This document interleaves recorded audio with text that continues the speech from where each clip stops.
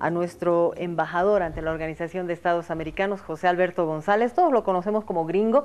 Estamos con él porque se ha llevado a cabo hace unos días un encuentro anual de embajadores, cónsules de Bolivia en el mundo, de embajadores bolivianos ante el mundo. El presidente se ha reunido con ellos. Vamos a hablar precisamente de ese tema, vamos a hablar de cómo están las relaciones de Bolivia en el mundo, cómo está la imagen de Bolivia en el mundo, cómo esos programas, esos proyectos, esos megaproyectos han ido posicionando a Bolivia en un sitial como atractivo para las inversiones, todos esos temas que son importantes, pero también es bueno hacer una comparación, cómo eran antes nuestras relaciones diplomáticas, cómo nos veía el mundo a los bolivianos y al país mismo. Le damos la bienvenida, embajador. Muchas gracias, un gusto igualmente, Ivonne, muchísimas gracias por esta oportunidad. Aprovechar la llegada de Canal 7 para saludar a todas las bolivianas, los bolivianos. Siempre es una alegría volver a la patria, si bien no es tan larga la ausencia, pero cómo se extraña cuando uno está lejos de la patria. Así que bueno, muy contento, muy feliz. Y a los medios de comunicación también, sí, ¿no? Sin duda, pues no, a todos. Realmente uno está en ese ligado de una manera u otra a ese ámbito. Así que bueno, aprovechar para enviar un cariñosísimo saludo a todas las personas, amigos, amigas que nos estén viendo. Como tú bien decías, Ivonne, en realidad se tiene pendiente el cierre de este encuentro mañana, ¿verdad? Estuvimos durante prácticamente toda la semana pasada. Es la novena oportunidad en la que el presidente Evo convoca a sus embajadores, a sus cónsules, embajadoras y consulesas y a algunos otros funcionarios que tienen que ver justamente con la relación de Bolivia con los países del mundo. Estamos justamente desde desde esta semana en realidad, mitad de semana, reuniéndonos en la Cancillería con una agenda tremendamente intensa. Hemos tenido la posibilidad de escuchar algunas líneas, diríamos, directrices de parte de nuestro canciller Diego Pari, de parte de los viceministros que lo acompañan en el Ministerio de Relaciones Exteriores, y posteriormente se nos ha dado la posibilidad a los representantes de Bolivia en los diferentes países de brindar una explicación del trabajo que hemos realizado durante este último tiempo y también, por supuesto, presentar una suerte de plan de trabajo para lo que viene en este próximo año. Entonces, evidentemente, considero oportuno, y tú bien lo mencionabas, oportuno marcar las enormes diferencias que existe entre un servicio exterior en el que evidentemente yo no tuve la posibilidad de participar antes de la presencia del presidente Evo, pero que me imagino si eventualmente se hacían gestiones a nivel internacional, seguramente eran gestiones de otras características, ¿no? Eran gestiones donde sobre todo se salía a buscar algún tipo de cooperación, alguna ayuda, por no decir limosna, ¿no? Yo calculo que el énfasis principal del servicio exterior en esos tiempos, me imagino que habrá sido un poco ese, ¿no? Ver de qué forma pueden ayudarnos los países.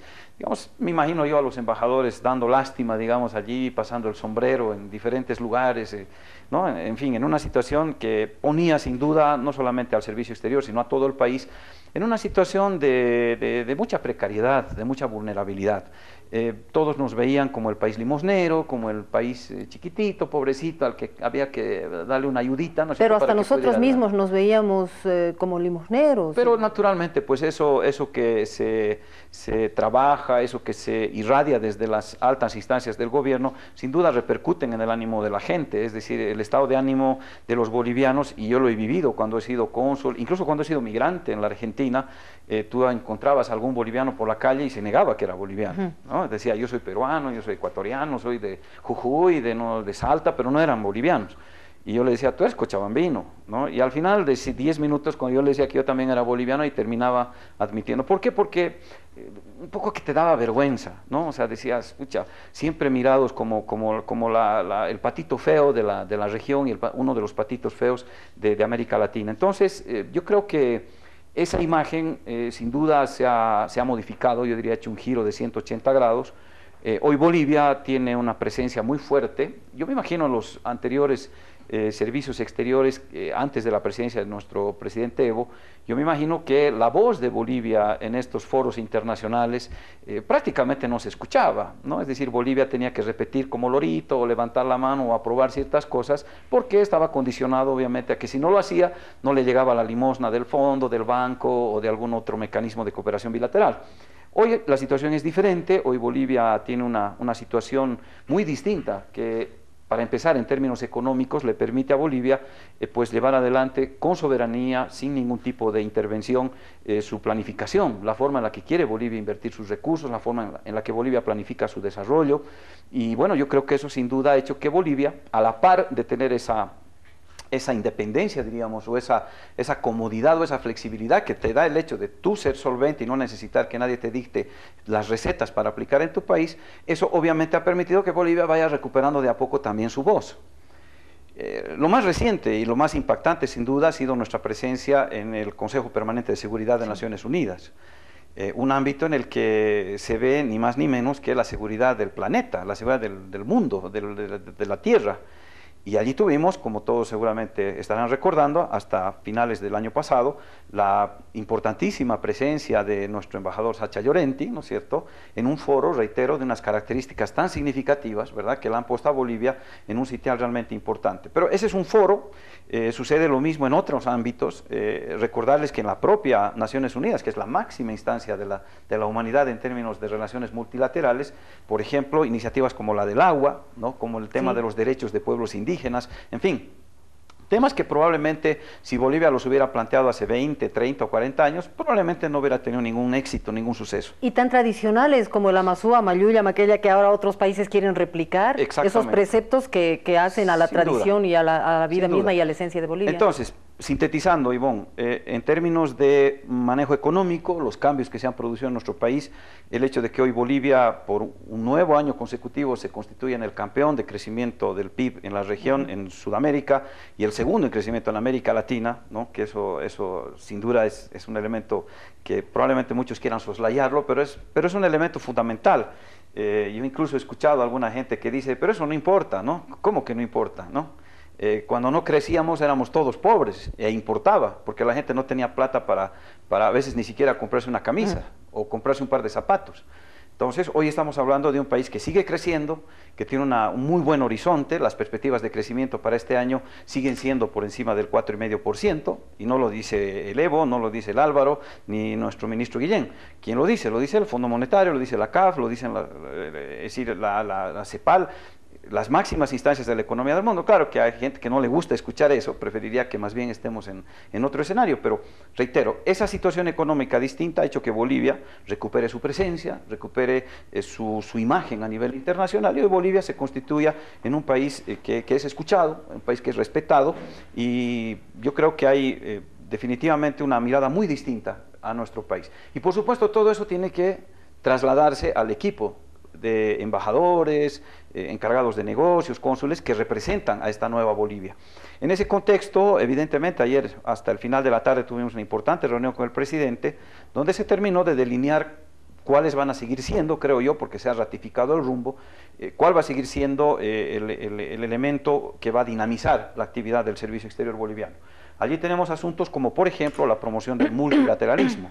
Bolivia sigue creyendo que no pueden haber de ninguna manera circunstancias en las que países queden aislados, por ninguna circunstancia política, económica, social. Tenemos que tener esa capacidad de integrarnos entre todos, más allá de nuestras diferencias ideológicas, políticas, programáticas. Todos los países tienen que participar y ningún país debería quedar aislado. Ese es el multilateralismo. Principios fundamentales como el tema del respeto a los derechos humanos, ¿no? Es un elemento que nos parece fundamental y que nuestro servicio exterior está empapado de ese elemento. Otro asunto que nos parece fundamental y que también se ha venido ratificando es la no intervención, el no injerencismo, la posibilidad de que se respete la autonomía, la libre determinación, la soberanía de los países. Existen evidentemente diferencias, enormes asimetrías entre países muy poderosos y muy grandes en el mundo, y hay países probablemente muy pequeñitos, ¿no? A mí en la OEA me toca estar con islas, pequeñas islas que también tienen su participación en la OEA y son parte de Naciones Unidas.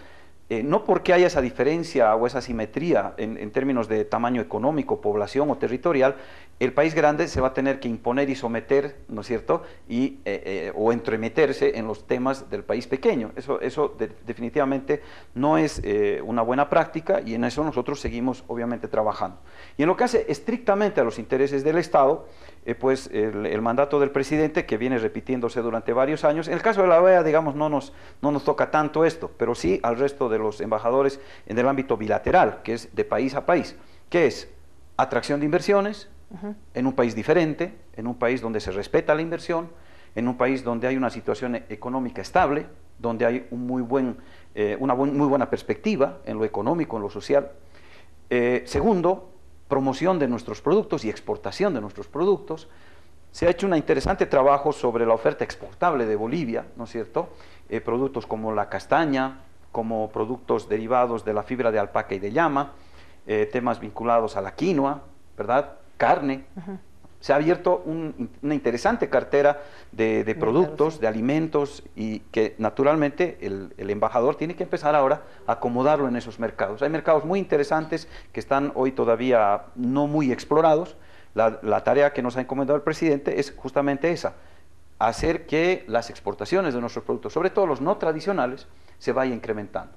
El tema de inversiones, evidentemente tenemos nosotros un potencial que definitivamente, ayer cuando lo escuchaba a nuestro embajador en la India, me enteré de una información realmente riquísima respecto al litio. Mira, es increíble la información que nos transmitió el compañero respecto de lo que significa el litio en el mundo y lo que significa el litio para los próximos años. Y encima enterarte que casi poquito más del 60% del litio del mundo, del planeta, lo tenemos nosotros. Está en Bolivia. Y es el recurso del futuro. Nos contaba solamente la situación de la India, solo India, preocupadísima por la contaminación ambiental, por gran parte del parque automotor en la India funciona con diésel. Tiene una enorme contaminación, y los hindúes están trabajando tesoneramente para encontrar la alternativa, que es precisamente batería de litio.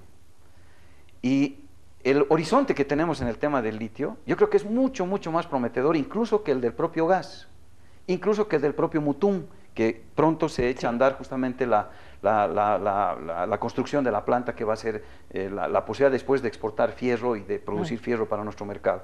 Entonces, yo creo que cuando ves esas cosas y ves que hay muchos intereses en el mundo y hay la posibilidad de realizar interesantes inversiones en nuestro país, bueno, eso es lo que nos está motivando, y esa es la instrucción que nos ha dado el presidente, el mandato que tenemos que cumplir. Obviamente temas de fomentar la actividad turística en Bolivia, atraer turistas de otros países hacia Bolivia. Hay países que tienen unas poblaciones enormes, China, Corea, la propia India, ¿no es cierto? Solo esos países, Rusia y algún otro, prácticamente constituyen casi la mitad de la población del mundo, y hay un potencial turístico enorme.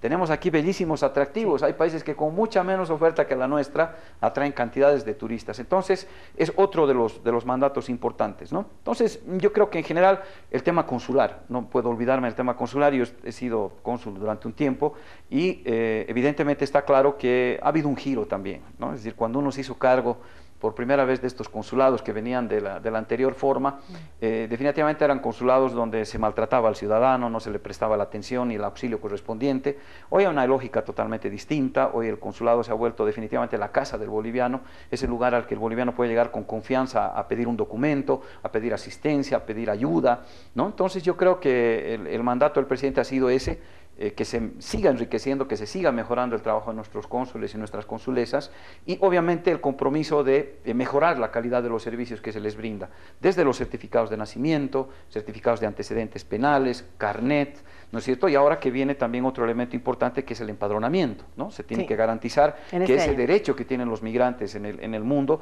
tengan que ejercerlo con la más absoluta libertad, y en eso se está trabajando también. Así que, bueno, hay muchos temas, y la verdad es que ha sido un encuentro muy productivo. Yo creo que ha sido muy interesante, y todos los que volvemos a nuestra sede de funciones volvemos con mucho más ímpetu y con muchas más ganas de hacer un mejor trabajo. Sí, nosotros, bueno, vemos también que ya el boliviano en el exterior ya infla el pecho. Cuando se habla de Bolivia, ya se siente más seguro, más confiado, más boliviano. Mira, y la demostración más patente de lo que tú acabas de decir es esa entrada folclórica que se hace en la avenida 9 de Julio en Argentina. Es una cuestión que hace 15, 20 años era absolutamente imposible. los bolivianos en Buenos Aires estaban relegados a lugares que, bueno, prácticamente nadie quería ver, y hoy, fíjate cómo tomamos prácticamente la ciudad de Buenos Aires para hacer esa manifestación tan nuestra. Simplemente una ilustración. Sí, ¿no? es un ejemplo de lo que se siente ya no solamente allá en Argentina, sino en el mundo. Ahora, embajador, mucho se habla sobre lo que Bolivia está haciendo fuera, es decir, lo que decíamos, Naciones Unidas, el Consejo de Seguridad, Bolivia siempre apostando por la paz en el mundo, Así es. por el respeto por la paz. La oposición habla mucho de dictadura. De hecho, la oposición ha denunciado dictadura. La Comisión Interamericana de Derechos Humanos estuvo en Bolivia hablando no solamente con las autoridades, hablando con diferentes sectores sociales, con la población, también con la oposición, para saber los diferentes criterios que creo es el objetivo para tener una idea clara y una idea equilibrada de lo que se vive en un país. Pese a que la oposición habla de dictadura, la Comisión Interamericana de Derechos Humanos ya ha hablado sobre el tema y ha brindado un informe que, vinculante o no, es un informe de la Comisión Interamericana de Derechos Humanos. Y esto, por un lado, que viene ligado con las elecciones primarias, que la oposición también habla sobre la falta de legalidad, sobre la falta de necesidad de unas elecciones primarias, y a esto se suma, por otro lado, la Organización de Estados Americanos, que dice sí voy a mandar una comisión de observadores para garantizar. Entonces eso demuestra la legalidad y la importancia de estas elecciones primarias, así como el informe que ha presentado la Comisión de Derechos Humanos. ¿Cuál es la importancia política de todo esto? Por ejemplo, en las elecciones primarias, ¿cuál es la importancia política que la Organización de Estados Americanos envíe una misión de observadores que con eso está nomás diciendo que sí son legales estas elecciones y son importantes? Bien, sobre lo que planteabas en principio, Ivonne, La CIDH. Si me permites un minutito, ¿no? Respecto al tema ese que a veces se habla, se menciona y se vocifera respecto a que estaríamos viviendo una dictadura. Sí. Bueno, yo creo que quien plantea eso definitivamente o se ha olvidado o no estaba en ese momento o no quiere reconocer lo que fueron las dictaduras en nuestro país, ¿no? Es decir, yo creo que tratar de asemejar lo que fueron las dictaduras en nuestro país durante la década del 70, cuando Hugo Banzer Suárez era dictador de nuestro país, cuando hubo un intento al final de la década del 70 con Alberto Natuch, cuando comenzando la década de los 80 García Meza volvió a golpear. Bueno, esas eran pues dictaduras. Creo ¿no? que olvidarse, ¿no, embajador? Creo que olvidarse, porque sí. Incluso muchos de ellos que vivieron en esa época son nuevos candidatos ahora. Sí, es probable que haya algún grado de amnesia, ¿no? Pero sería bueno recordarles, sobre todo a algunos colegas que, por ejemplo, sienten que hay una suerte de persecución o hay una suerte de cercenamiento de las libertades, por ejemplo, de expresión, de opinión, etcétera. Mira, yo simplemente quisiera recordar un detalle. A la 1 de la tarde y a las 8 de la noche había un solo noticiero en las radios, que lo daba la radio del Estado y que la conducía un pobre periodista que tenía una ametralladora atrás de los milicos. Esa era la libertad de expresión que había esa vez. Y las radios durante el día solamente daban música, hablaban de lo lindo que es el clima, del horóscopo y no sé qué cosas. Absolutamente prohibido hablar y referirse a que, por ejemplo, en la calle estaban matando a la gente.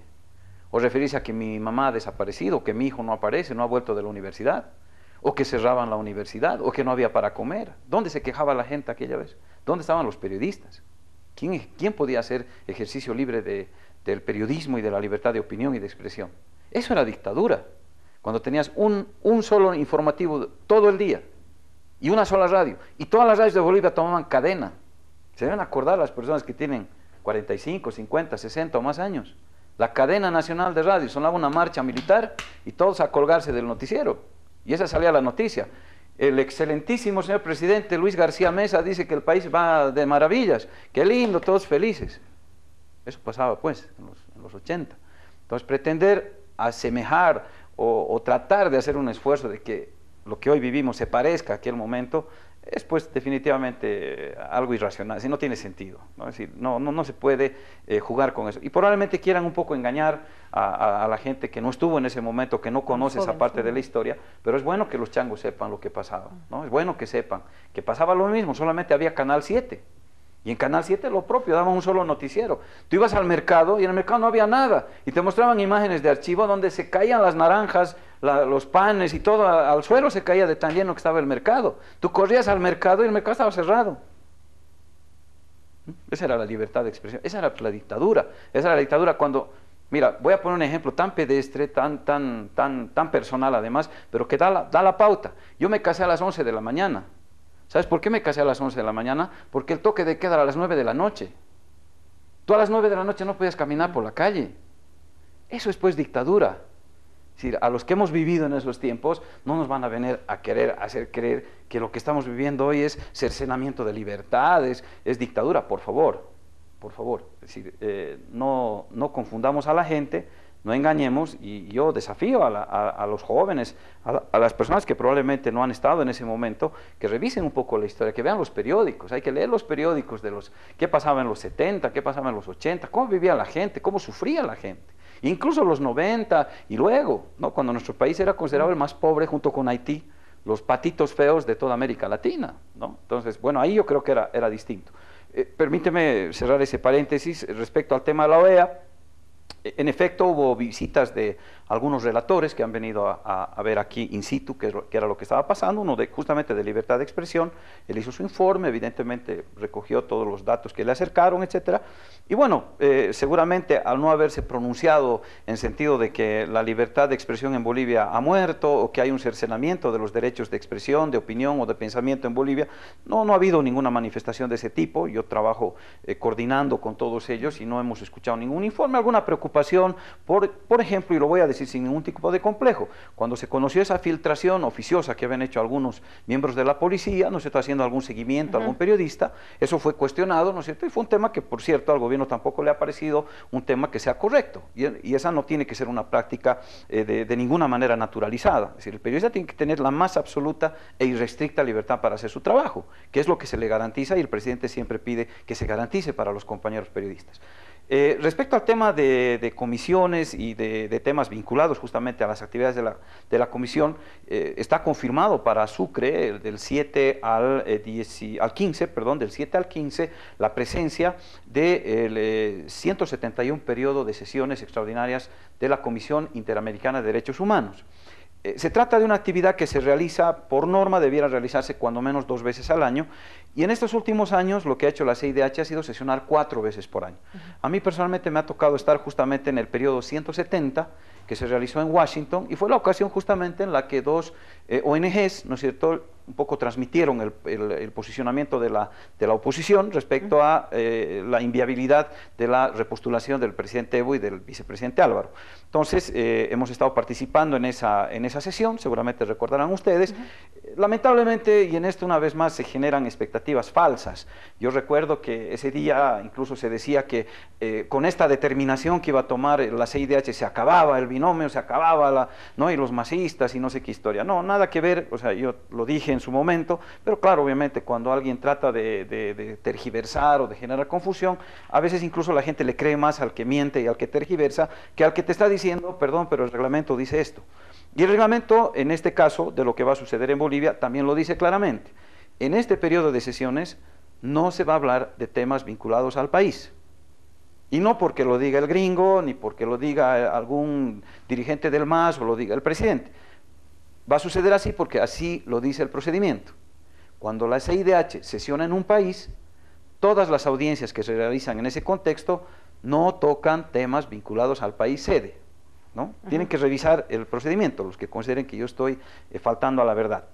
Lo que sí va a suceder, y esto también es evidente, es que en este tiempo en el que va a permanecer la representación de la CIDH en Bolivia, se van a habilitar 2 horas, ¿no?, para una suerte de reunión con la sociedad civil, lo llaman ellos. Ya.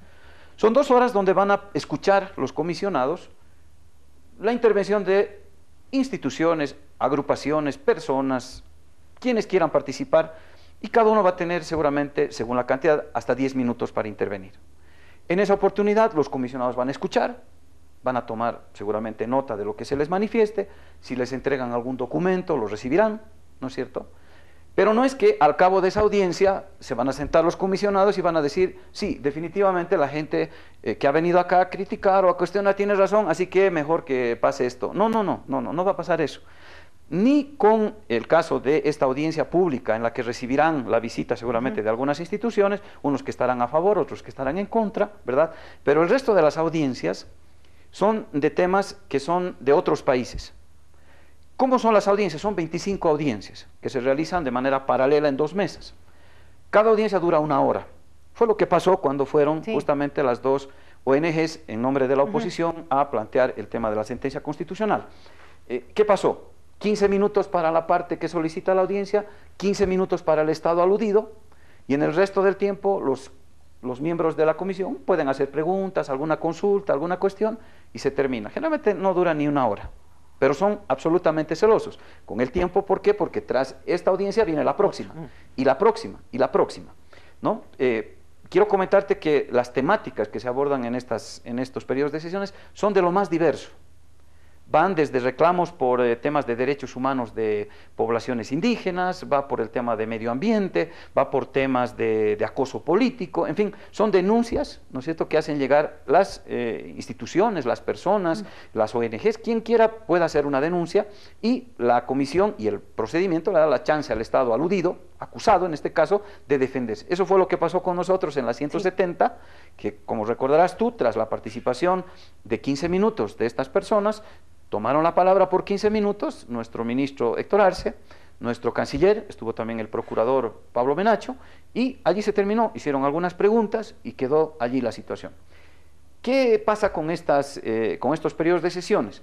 ¿Toma algún tipo de resolución, algún tipo de determinación, algún tipo de fallo, como incluso llegaron a decir que iba a fallar en contra de Bolivia? Ninguno. En ese momento simplemente se escucha, por eso se llama audiencia, se escucha, y después, obviamente, los miembros de la comisión deciden, en función a lo que se dice acá, ¿no es cierto?, deciden qué es lo que corresponde, si hay que hacer alguna acción, si no hay que hacerla, etc. Como una recomendación. Alguna recomendación puede emerger de acá. Si, por ejemplo, llamamos a las partes a que se sienten, charlen, dialoguen, o pedimos, no sé qué. Pero de ninguna manera son determinaciones que primero tengan la forma de una sentencia o un fallo, y segundo, que tengan un carácter vinculante, es decir, que sean de cumplimiento obligatorio, ¿no? Entonces, es básicamente un ejercicio de audiencia, de que la sociedad tenga en este espacio la posibilidad de hacer escuchar sus reclamos. Estas audiencias básicamente se van a realizar durante 2 días, ¿no? Van a ser el jueves 14 y el viernes 15. No tengo idea si se ha confirmado ya el calendario respecto de la reunión con la sociedad civil, pero seguramente, en principio, se habrá planeado para el miércoles 13, por el lapso de 2 horas al final de la tarde, ¿no? Entonces seguramente allí irán quienes tengan que decir lo que tengan que decir, ¿no es cierto? Y allí se va a poder justamente escuchar este tema. Yo sinceramente recomendaría a quienes están pensando que cercando las actividades o metiendo presión o intentando amedrentar o asustar a los comisionados van a lograr algo. Definitivamente no va a pasar eso. Es decir, estamos hablando de una instancia que no se mueve por ese tipo de presiones, no se mueve por ese tipo de amenazas o de cuestiones, no se impresionan con ese tipo de cosas. Ellos básicamente recogen insumos, recogen información y después los procesan y obviamente eventualmente deciden cuestiones. Entonces yo simplemente aconsejaría especialmente a la población y obviamente también a los políticos actuar con responsabilidad para evitar generar falsas expectatives respecto de un periodo de sesiones que tiene sus particularidades, tiene sus límites. Es decir, no le pidan peras al olmo, ¿no? O sea, ese es un elemento que me parece importante. Por último, con relación al tema de la misión de observadores, están llegando mañana, justamente, se ha confirmado, son 5 representantes, 5 especialistas que están llegando a nuestro país justamente para participar en este proceso.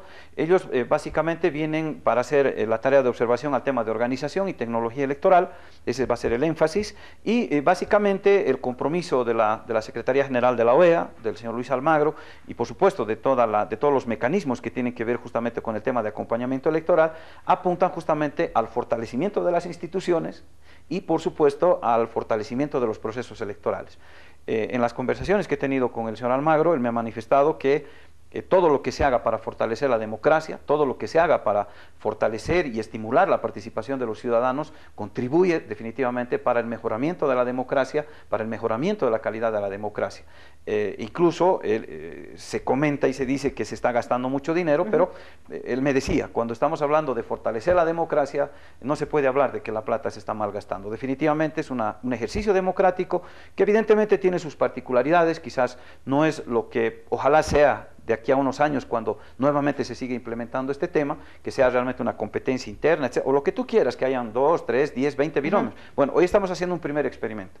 Y quiero traer a colación, porque es bueno a veces acordarse de lo que pasó antes. Mira, Ivonne, cuando se decidió que los prefectos, que ahora se llaman gobernadores, vayan a elecciones, no sabes cómo chilló la gente. La gente decía, van a gastar plata, que lo elija nomás el presidente. Tú sabes que antes el presidente de la República elegía a los prefectos. Él los elegía, el presidente a dedo. Decía, este a Cochabamba, este a Santa Cruz, este a Chuquisaca. Cuando se decidió modificar la ley y permitir que sea el pueblo el que elija a su gobernador, a su prefecto en ese tiempo, hubo un montón de voces en contra. Decían, ¿cómo? ¿Para qué? Tirar plata, no sé qué. Hoy, después de tantos experimentos de elecciones subnacionales, ¿alguien podría decir que está mal que el pueblo lo elija a su gobernador? Yo creo que no. Entonces, posiblemente eso que a veces empieza con tanto viento en contra, después de unos años termina convirtiéndose en una práctica interesante, útil y que definitivamente fortalece la democracia. Tampoco es que Bolivia es el primer y único país que hace primarias. Para nada, más bien nos lo han celebrado en la OEA, les ha parecido muy bien y por supuesto la decisión que puedan tomar unos actores y otros de motivar la participación de su militancia, esa ya es una decisión propia. Si alguien considera que va a esconder un poquito, solapar un poquito una aparente derrota o una vergüenza en las urnas, diciéndole a la gente, vayan 2 o 3, con eso ya estamos habilitados, bueno, es una posibilidad de hacerlo. Pero definitivamente es darle un poco la espalda a la posibilidad de que la gente sienta lo que es estar en una interna. Quizás no es perfecta, ¿no? Quizás no es la princesa azul con la que habíamos soñado todos, pero se asemeja bastante a un asunto que nos va a ayudar a profundizar la democracia. Embajador, gracias por estar con nosotros. Al contrario, Ivonne, agradecerte muchísimo. Bienvenido una vez más. Muchísimas gracias, como siempre. Un cariño grande para todos y, bueno, pues la certeza de que el equipo de embajadores, embajadoras, cónsules, consulesas, a la cabeza de nuestro presidente, que es quien conduce las relaciones exteriores, y por supuesto nuestro canciller, nuestro querido embajador Diego Pari, pues estamos haciendo el más grande esfuerzo. Simplemente un pequeño paréntesis que no puedo dejar de mencionarlo. La tarea más difícil para mí en la OEA, hacer que la gente se olvide de Diego. Ha hecho una gestión extraordinaria el embajador Pari en la OEA y la verdad es que todo el mundo cuando me saluda me pregunta, ¿qué es del Diego? ¿No? Y ya me pongo medio celoso, ¿no? A usted también lo extrañan como presidente de la Cámara de Senadores. No cada uno va dejando su huella y bueno, para nosotros es un gusto saber que nuestras autoridades están dejando huella ante organismos internacionales. Ahora ya tenemos voz, ahora ya somos un país proponente de temas que hacen al desarrollo, no solamente de un país, sino del desarrollo de todo el mundo. Hay muchos países que han tomado ejemplo de Bolivia y eso nos hace, le decía, inflar el pecho. Ahora ya somos bolivianos, nos sentimos que somos dignos y somos soberanos y nuestra voz ya se hace escuchar. Gracias, embajador. Muchísimas gracias a ti y un cariño para Iván, que hoy no está aquí con nosotros. Lo estamos extrañando ya. Un saludo, debe estar viendo. Debe estar viendo. Un abrazo para Iván y para todos los Ivanes e Ivanas de Bolivia. Un cariño grande para todos. Gracias, embajador. Gracias. Nos vamos a una nueva pausa.